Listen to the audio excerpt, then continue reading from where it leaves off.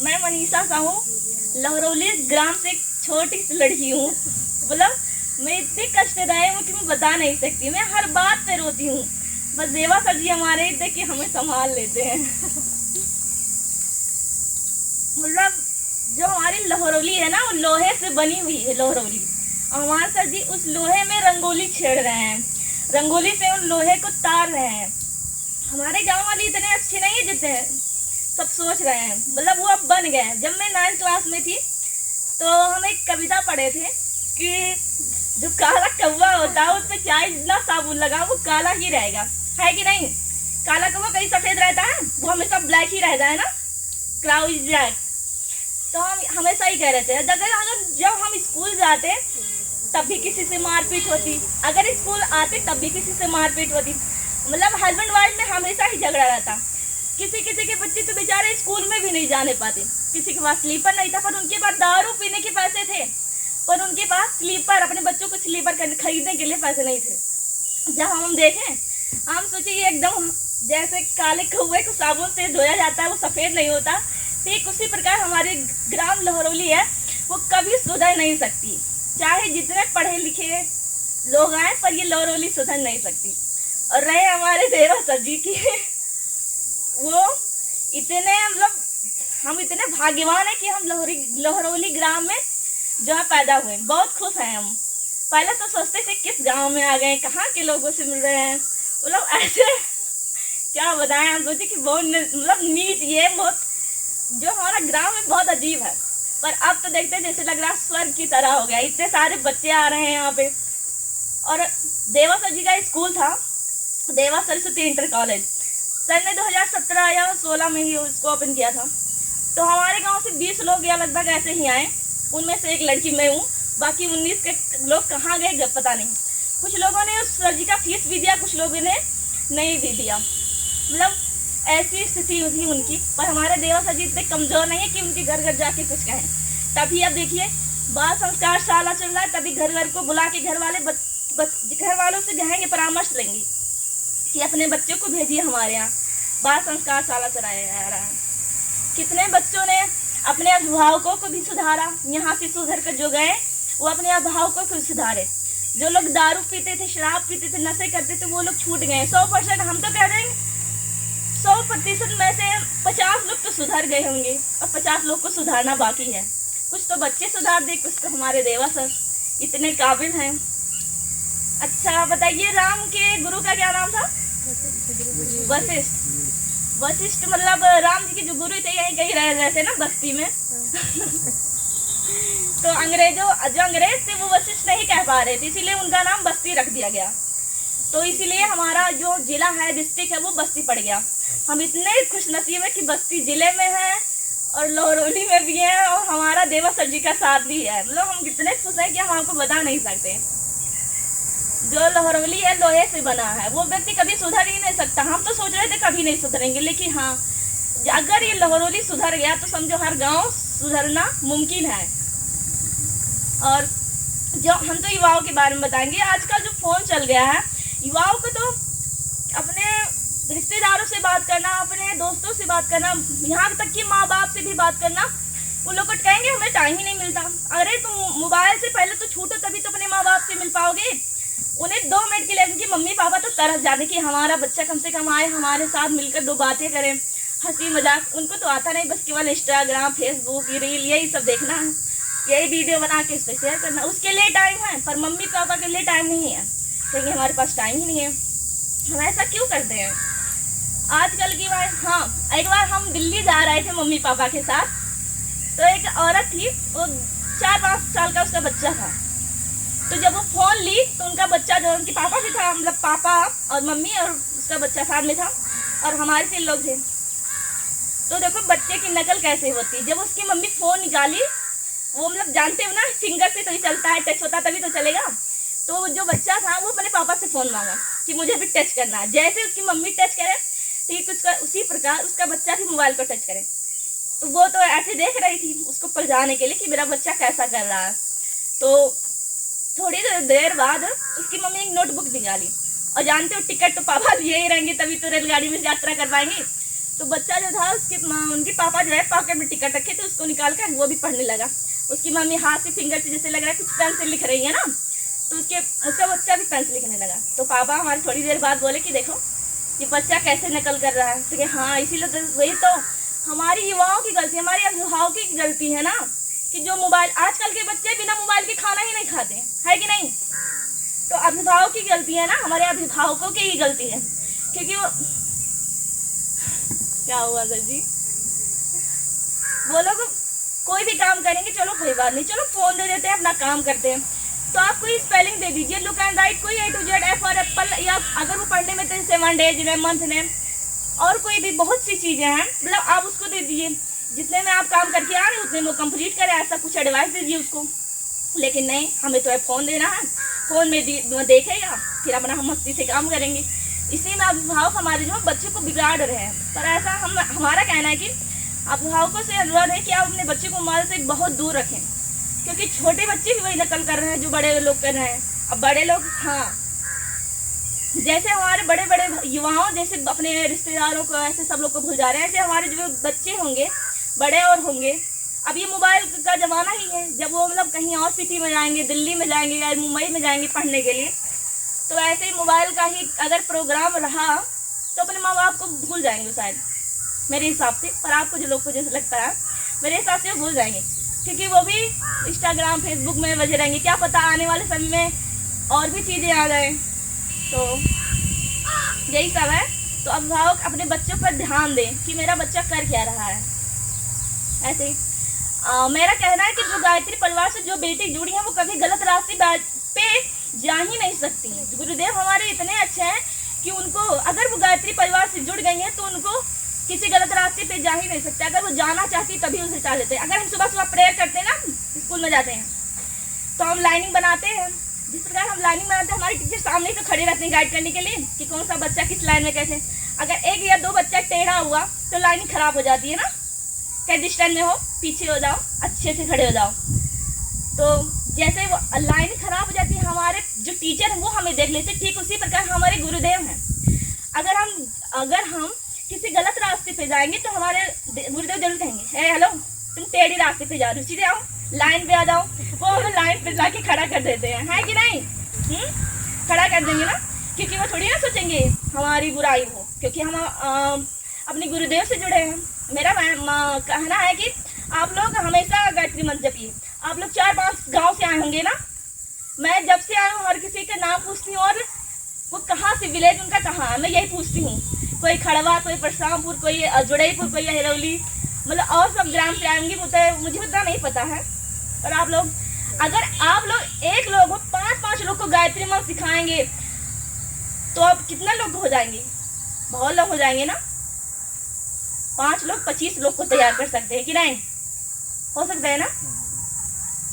तो हम लोग, जो लोग अगर कहें कि तुम किस परिवार से जुड़ी हो, तो हम लोग कहें कि गायत्री परिवार से।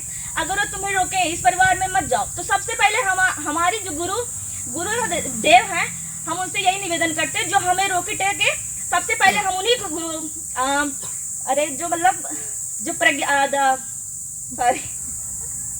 क्या कहते हैं, जो हम लोग का परिवार है गायत्री परिवार, हम सबसे पहले उन्हीं को समेटें, है ना, है कि नहीं? जो हमें पीछे करना चाहे, सबसे पहले हम उन्हीं को पकड़ के लाए। चलो तुम्हें सिखाते हैं हमारे परिवार में कैसा होता है, हमारे गायत्री परिवार में कैसा होता है। मुझे तो लगता है, हमें तो बहुत बार सुन चुकी हूँ, मतलब कि अगर कोई बेटी इस गायत्री परिवार में आता है तो वो सुधर जाती है। मतलब कितने लोगों को मेरे देवा सर जी ने उसे सुधारा, कितने बेटी को। तभी तो क्या आप सबके पेरेंट्स यहाँ भेजे हैं, आप सबके पेरेंट्स है ना, आजकल कहीं लड़कियों को भेजते नहीं है। देखो कहेंगे कहाँ जा रही हो, किस लिए जा रही हो, तुरंत पूछने लगेंगे। गाँव वाले ज़्यादा नहीं पूछेंगे, पड़ोसी वाला ज़्यादा, कहाँ अपनी बिटिया को भेज रहे हो, किस लिए, क्या वो गुरु क्या बनेंगी, बाबा बनेंगी क्या, ऐसा सब कुछ कहते हैं ना। तो सबसे पहले हमें उन्हीं को निचोड़ के लाना है, गायत्री परिवार में उन्हीं को डालना है सबसे पहले, जो हमें पीछे डालें। और मैं एक बेटियों की गरिमा और उनकी क्षमता के बारे में बताना चाहती हूँ। हमारे अभिभावक हैं, वो कहते हैं कि बेटी को बेटा नहीं समझते, वो कह देंगे हम अपनी बेटी को अपने बेटे जैसे बनाएंगे, कह देंगे नहीं।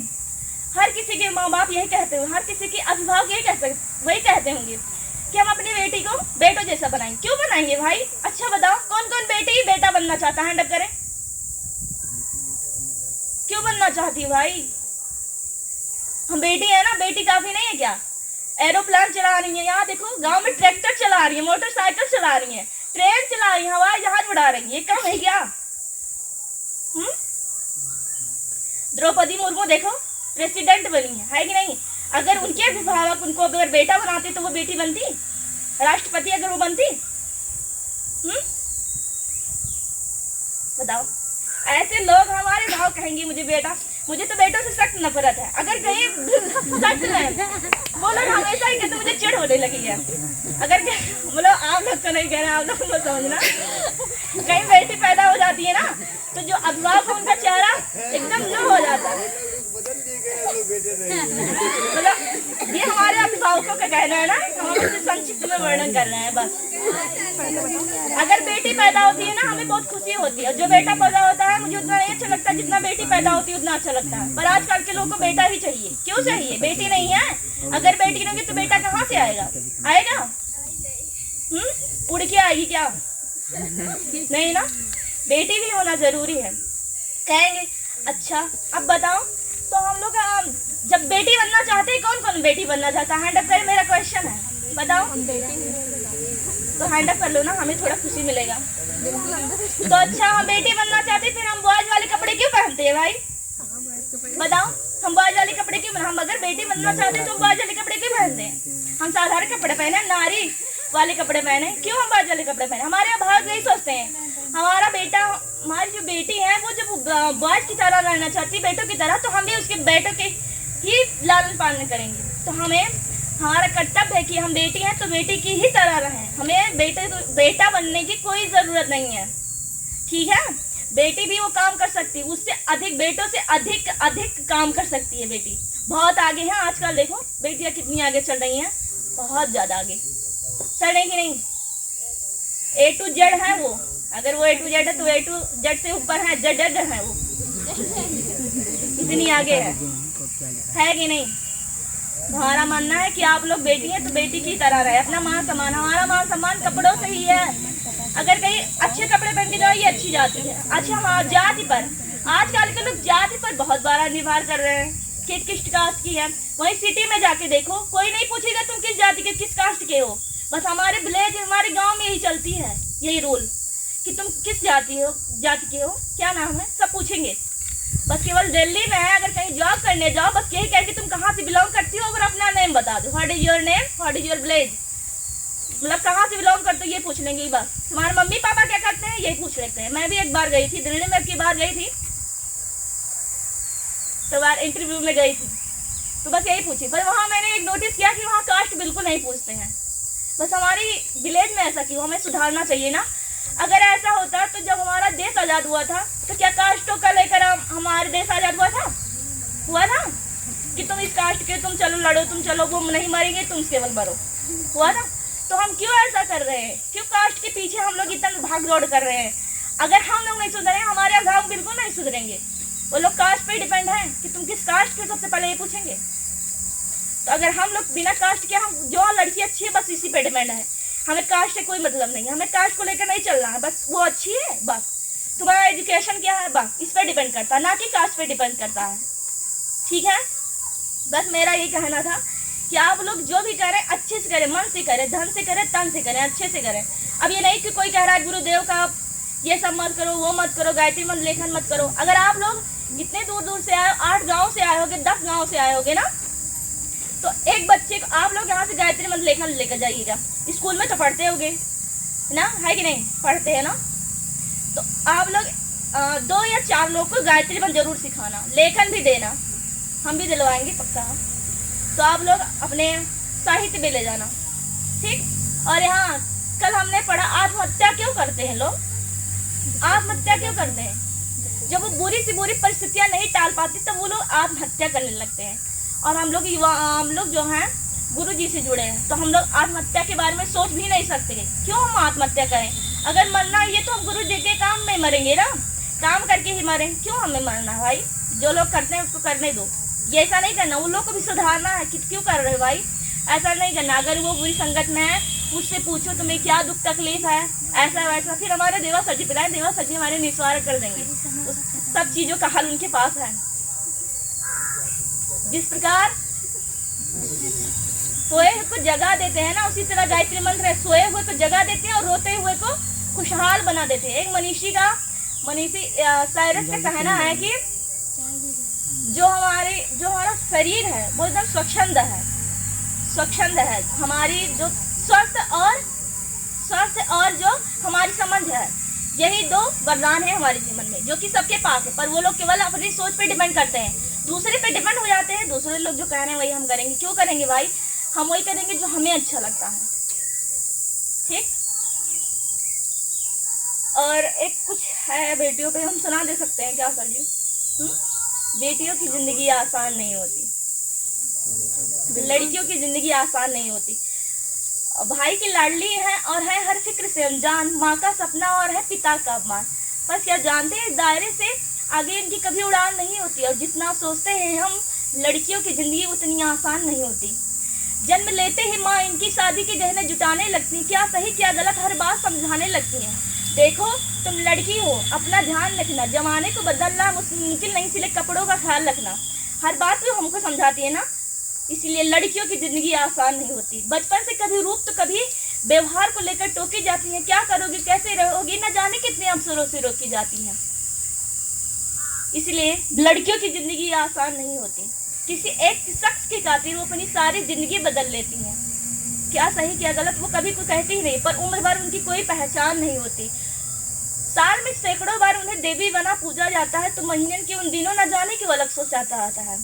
लड़की है, ठीक से काम न कर पाए तो कभी कुछ, तो कभी फैमिली, कभी ड्रामा, कभी कुछ और बहाना बनाएगी। भगवान का दिया हुआ हर दर्द सर आंखों पर है, पर जमाने तेरी ये सोच बर्दाश्त नहीं होती। और जितना सोचते हैं हम, लड़कियों की जिंदगी उतनी आसान नहीं होती। बस हम यही कहना चाहते हैं, हम अपनी वाणी को विराम देना चाहते हैं।